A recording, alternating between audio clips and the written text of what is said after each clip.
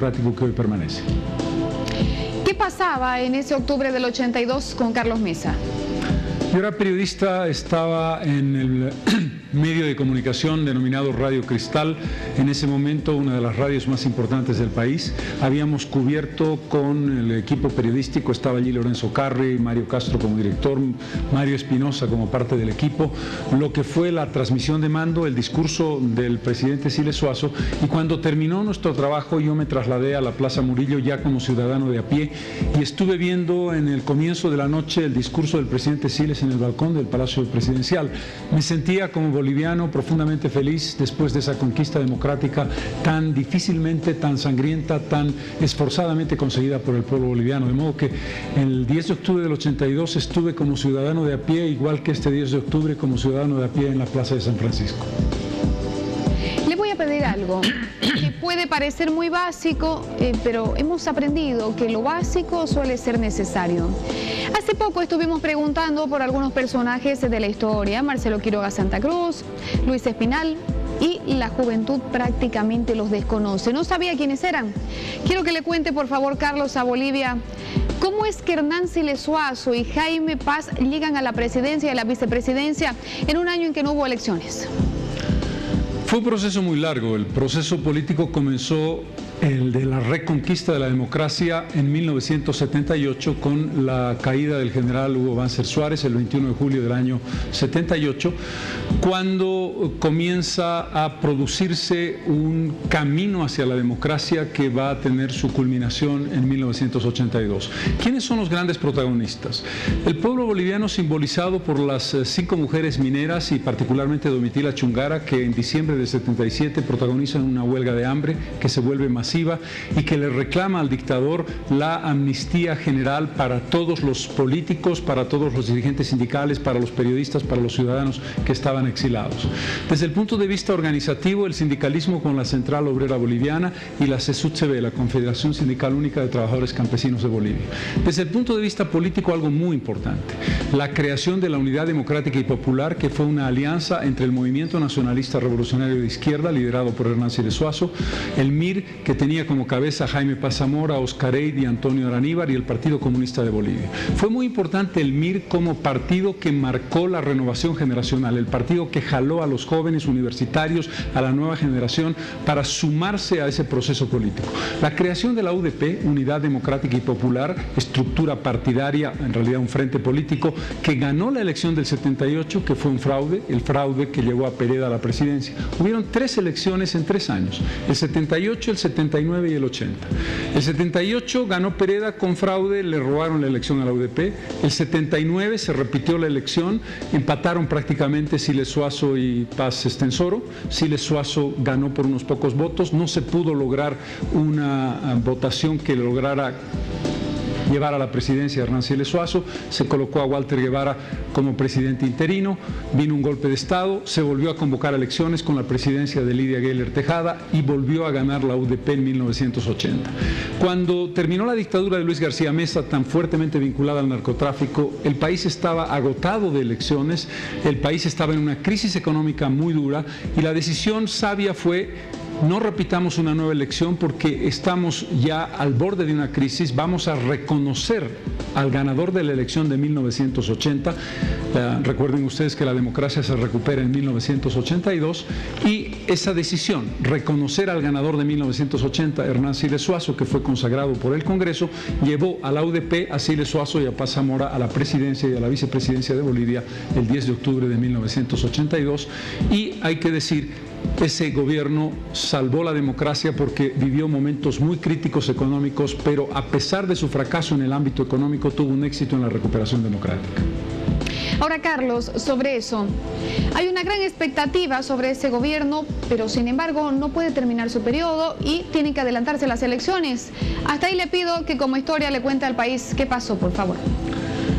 El presidente Siles tenía varias dificultades. Su propio frente, la UDP, no estaba fuertemente cohesionado. El partido más importante de los aliados, el MIR, se retiró a los 3 meses de comenzar el gobierno, volvió luego. El manejo económico tuvo dificultades, se hizo un proceso de desdolarización que probablemente no fue lo más acertado. Empezó una crisis económica heredada del gobierno de Banzer que llevó al país a una dramática hiperinflación, a una caída brutal de las exportaciones, a un proceso recesivo y a un déficit fiscal insostenible. Los intentos de soluciones económicas gradualistas del gobierno de la UDP no funcionaron y las cosas llegaron a un punto dramático. Cuando el presidente Siles dejó la presidencia el 6 de agosto del año 1985, la inflación había llegado al 8.700% y estaba proyectado, si llegábamos a fin de año sin correcciones, a un 25.000% de inflación, la hiperinflación más alta de América Latina, una de las más altas del mundo. El presidente Siles se enfrentó a una central obrera boliviana dirigida por Juan Lechín, excesiva, radicalizada, pidiendo lo imposible, a una oposición parlamentaria absolutamente inconsciente y poco responsable, el MNR de Paz Estenssoro y la ADN de Hugo Banzer, que estrangularon a la UDP, y un equipo económico y un equipo político débil y con fuertes contradicciones internas.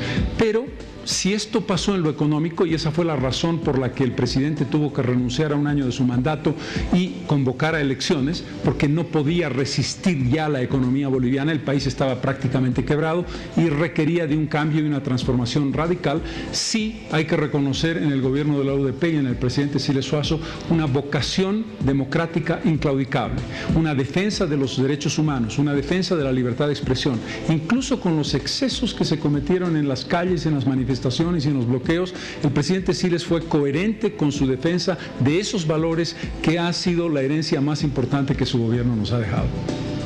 Muy bien, hasta ahí la parte histórica. Ahora vamos a hacer una pausa y al retornar vamos a hablar de cuestiones que tienen que ver con la democracia y con presente, que tienen que ver con repostulación. Vamos a ver esto, por favor, antes de irnos a la pausa. Es un video que hemos preparado sobre lo que ha dicho sobre este tema en los últimos días Carlos Mesa. No solamente a veces es importante liberarnos políticamente, o social o culturalmente, es importante liberarnos económicamente. Esas son las nacionalizaciones. Si no eran las nacionalizaciones, seguramente hubiera sido un Estado. Cuando el presidente le consultó al país si se podía ir a la reelección, el país le dijo que no. En consecuencia, no hay nada que discutir. El presidente no puede presentarse el año 2019. No soy candidato, no estoy en carrera política. Ya ha admitido un recurso que en su esencia está planteando la vulneración de la Constitución. Están negando la vigencia incuestionable e inalienable de la soberanía popular el 21 de febrero del 2016. Si el MAS cree que el pueblo tiene que expresar su voto, el MAS debería, el gobierno debería, la asamblea debería convocar a un nuevo referendo para ver si hemos cambiado de opinión y estamos ahora a favor de cambiar el artículo 168 o no. Yo no lo estoy proponiendo. La pregunta ha sido, el MAS dice que no hay que tenerle miedo al pueblo. Yo respondo, estoy de acuerdo con el MAS. No hay que tenerle miedo al pueblo. Si el MAS cree eso, que convoque a un nuevo referéndum para ver si el país ha cambiado de opinión. Esta noche Carlos Mesa amplía sus criterios y sus conceptos ante el país. Carlos, se lo pido por favor que sea después de la pausa. Con mucho gusto. Leo algunos mensajes antes del corte desde Cochabamba. La repostulación no la quiere el pueblo, solo es un capricho masista para asegurarse el poder. Desde Oruro, espero se siga respetando la democracia. Desde La Paz, respetemos nuestra democracia, respetemos nuestra constitución política del Estado. Desde Santa Cruz, en Bolivia, se vive una democracia a medias. Y después Después de la pausa también veremos algunos signos de división que ha mostrado la oposición en los últimos meses y días. Pausa, ya volvemos. La oposición ha perdido todas las elecciones anteriores y creo yo que en parte porque no se renueva, porque está con ideas del pasado. ¿Eso es pasado? ¿Eso es querer cambiar con el pasado? Sí, sin duda que hay ahí personas que representan de alguna forma ese pasado. ¿Quién sería el pasado y quién sería el presente? ¿Quién ha sido el que ha estado 20 años? Él ha estado 20 años y yo he estado 2. Entonces, realmente yo no lo he entendido, ¿no? Tengo 8 años de servicio público, no tengo 20 años de servicio público, el resto de mi carrera es en el ámbito privado, profesional, y con orgullo he servido 8 años a mi país, pero no hay que descalificarla.